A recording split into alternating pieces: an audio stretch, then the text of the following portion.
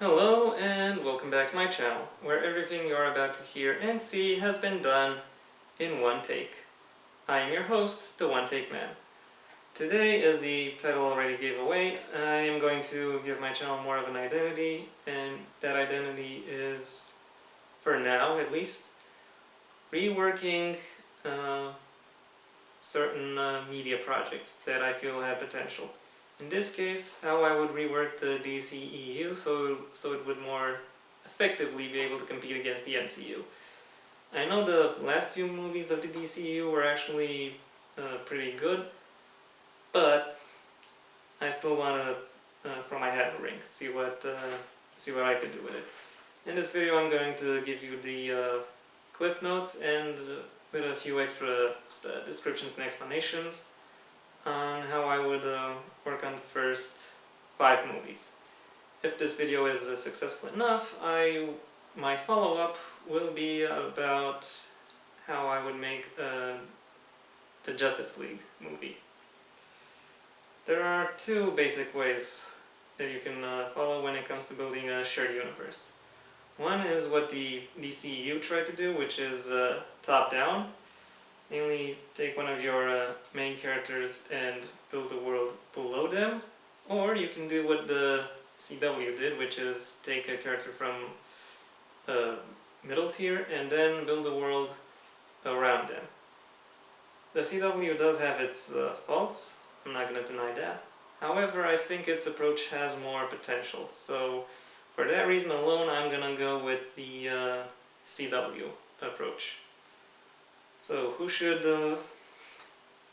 my middle character be around whom I build this shared universe? Well, it's gonna be this guy. Yes, once again I am using my tablet for demonstrative purposes. This guy is Ted Grant, aka Wildcat. He's been active as a superhero since the 40s in the comics, and in modern comics he's more well known as a mentor figure who teaches younger heroes how to box. So I think him becoming the linchpin, or rather the first hero of this shared universe, seems fitting. We start off with Ted as an old boxer looking to regain his return to his glory days, regain his fitness, his fame, etc. In order to do so, he comes into contact with a gang that develops a certain drug that's supposed to enhance his physical abilities. He takes it, and for a while it actually becomes it actually helps him out. He looks better, he has more confidence, he's actually winning fights again. However, it starts to take a toll on him physically, mentally, on his relations as well. So he decides to quit it and to go after the gang that is making and selling it. So a pretty basic vigilante crime / redemption story. Who should the villain be? Well, the villain I choose isn't really someone who is important for a major story arc purpose, but for a world building purpose, namely Morgan Edge. For those of you who don't know, Morgan Edge is a crime boss from Metropolis. One of his best friends is Lex Luthor, actually. And in this movie we established that Superman muscled him out of Metropolis, so he is now in this other city trying to gain a foothold through this drug shipping network. However, Wildcat prevents him from doing so, and then at the end of the movie decides that he will retire from his professional career as a boxer and will open up a boxing school, which will serve as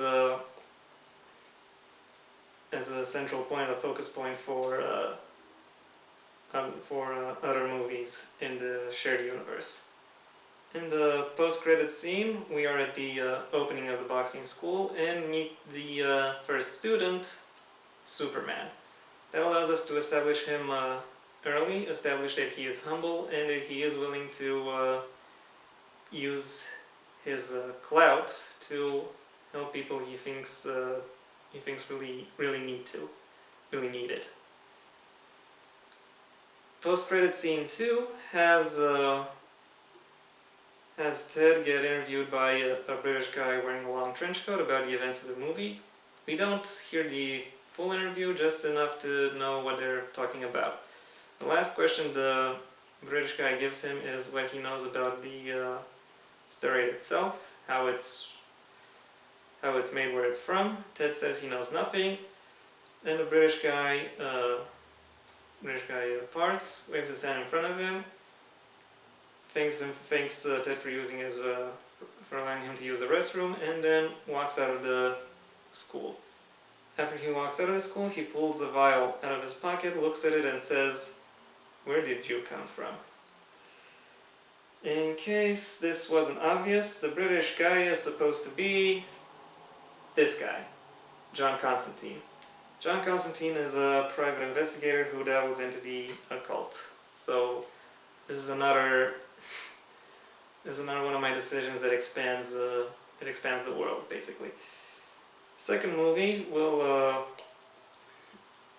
start again at the boxing school, and it will start with Dick Grayson, also known as the first character to ever take on the Robin identity. He is enrolling into this school because he wants to give his civilian identity a reason to be in the city. He is actually in the city because there have been a series of jewelry heists, and he wants to find out who is the culprit. The main suspect is also enrolled in the boxing school, namely it's Selina Kyle, Catwoman.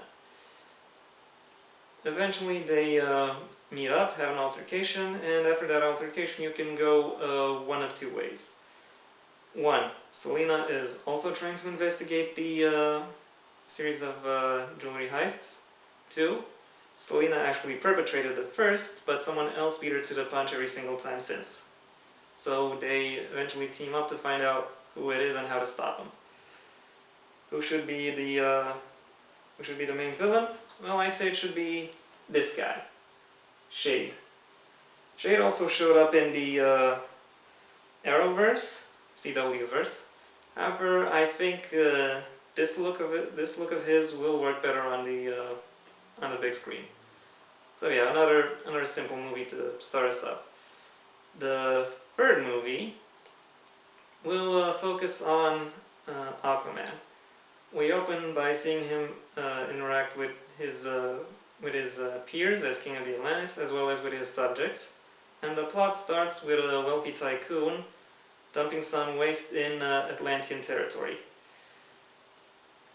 So Aquaman decides that in order to prevent that, he needs certain diplomatic protections, and so decides to renew diplomatic relations with the surface world.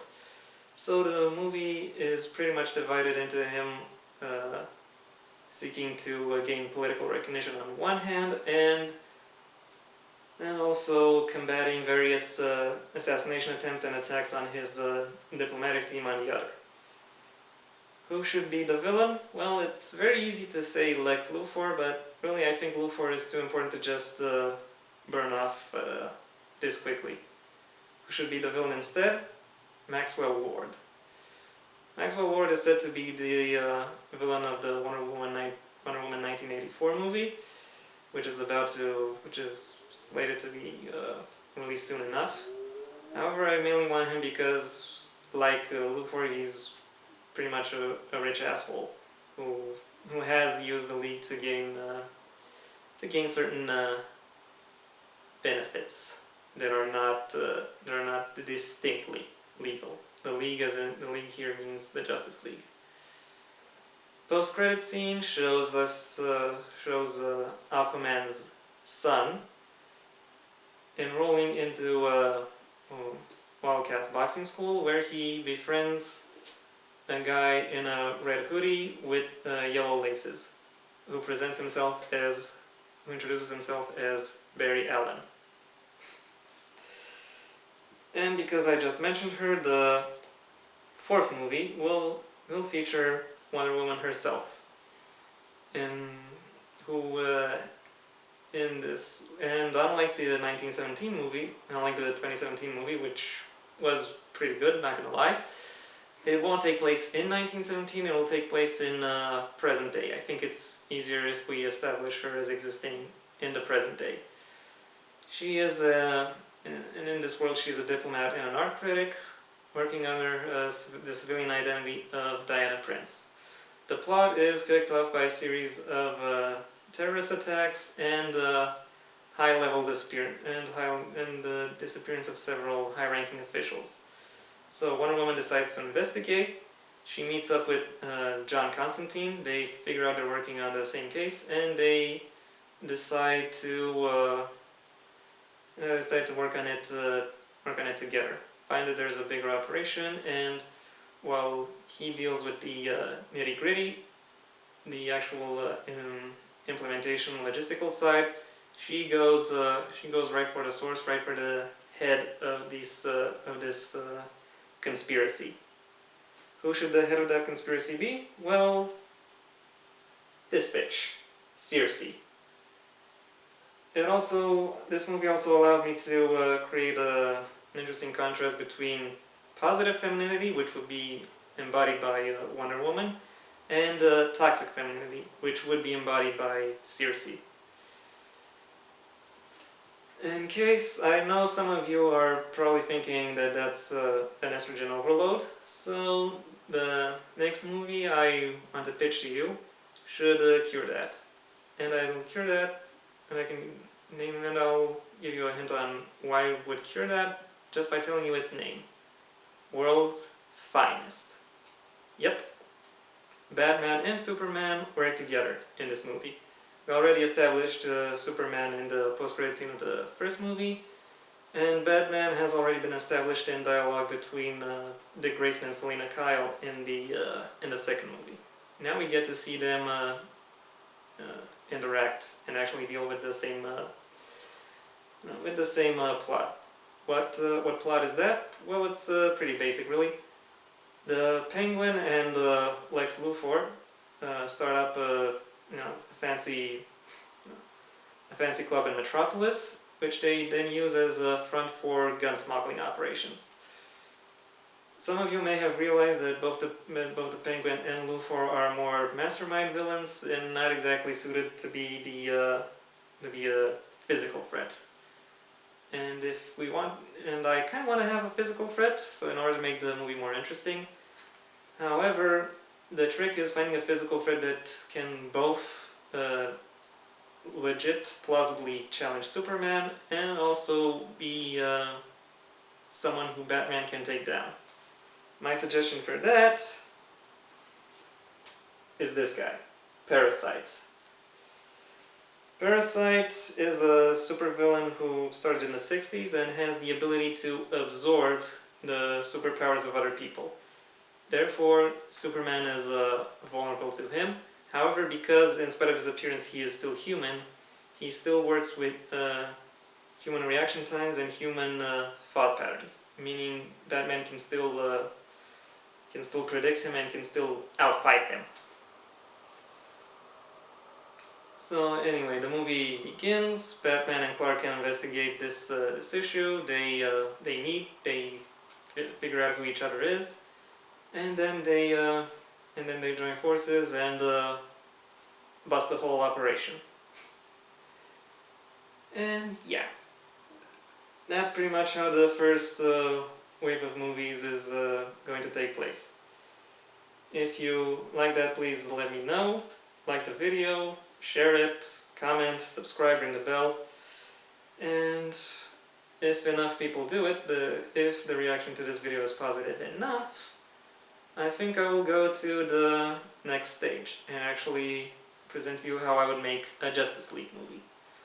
I will have to make some additions on what I already wrote here, but the point is, eventually I will have it done. Just let me know if you want to. Once again, thank you for your attention, and I hope to see you next time. As always, I have been the One Take Man.